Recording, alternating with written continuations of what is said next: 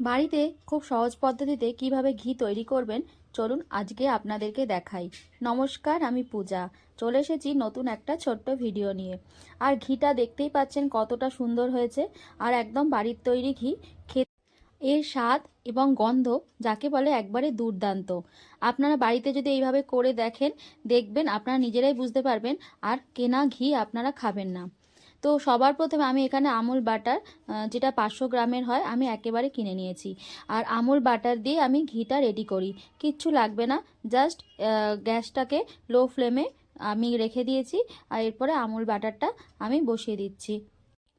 ঘিটা তৈরি করার জন্য এই আমুল বাটারটা লাগবে। আপনারা যদি সল্টেড বাটার না দিতে চান, আপনারা এমনি সাদা বাটারও দিতে পারেন। আর আমি সল্টেড বাটার দিয়ে আমি ঘি বানাই।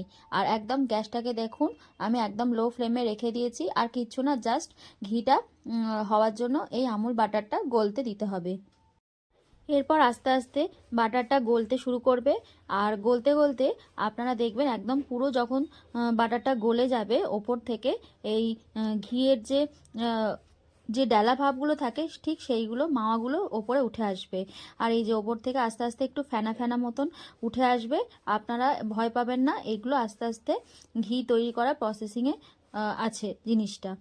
আমি একটা ছোট্ট হাতার সাহায্যে আপনাদেরকে সরিয়ে সরিয়ে দেখাচ্ছি যে ঘিটা কেমন আস্তে আস্তে হচ্ছে। এরপরে এই যে ওপরে যে সাদা যে ফেনাগুলো উঠে আসছিল, সেগুলো এবার আস্তে আস্তে তৈরি হচ্ছে ঘিটা। আর দেখুন কত পাতলা হয়ে গেছে, আর আস্তে আস্তে পুরো বাড়ি ভর্তি ঘিয়ের গন্ধটা বেরিয়ে যাচ্ছে। মানে একদম যে ঘিটা তৈরি হচ্ছে সেটা বোঝা যাচ্ছে আস্তে আস্তে। তারপরে এবার যেই সাদা যে ফেনাগুলো ওপরে উঠে এসেছিল, সেগুলো পুড়তে শুরু করেছে। গ্যাস কিন্তু আমার লো ফ্লেমেই আছে। গ্যাসের ফ্লেমটা কিন্তু আমি একদম বাড়াইনি, একদম ধিমে আছে জিনিসটা তৈরি হবে। কিন্তু বেশিক্ষণ লাগে না এটা তৈরি হতে। এরপরে আস্তে আস্তে যে লালচে ভাব হয়ে আসছে, তার মানে আপনার ঘিটা তৈরি হয়ে আসছে। আর ঘিটা তৈরি হতে গিয়ে হতে হতে দেখবেন এরপরে একটা কালো মতন একটা আস্তরণ হয়ে যাচ্ছে। আর রঙটা এরকম লাগছে, যখন ঘিটা তৈরি হয়ে যাবে আপনারা দেখে বুঝতেই পারবেন যে ঘিটা সত্যি সত্যি একদম যেমন পারফেক্ট আমরা ঘি দোকানের ঘি খাই, ঠিক সেরকম হয়ে গেছে। এরপর আমি একটা সাদা জার নিয়ে নিয়েছি, কাঁচের জার। আপনারা যেটা ঘি রাখবেন সেরকম পাত্রটা নেবেন।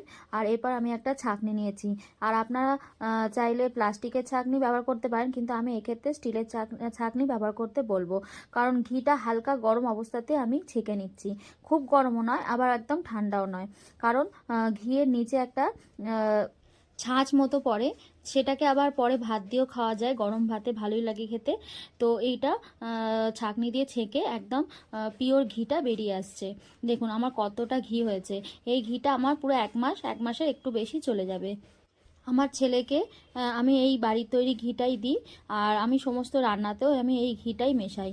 আর এই ঘিয়ের গন্ধ যাকে বলে, মানে আপনারা বাড়িতে তৈরি করলে একবার বুঝতেই পারবেন এই ঘিটা কতটা পারফেক্ট তৈরি হয়। আর কোনো কিছু লাগে না, শুধুমাত্র এই আমুল বাটার দিয়ে তৈরি হয়ে যায় এরকম সুন্দর দুর্দান্ত ঘি। আর সেটাও বাড়ির তৈরি। আপনারা চাইলে একবার চেষ্টা করে দেখতে পারেন, খুব সুন্দর হবে।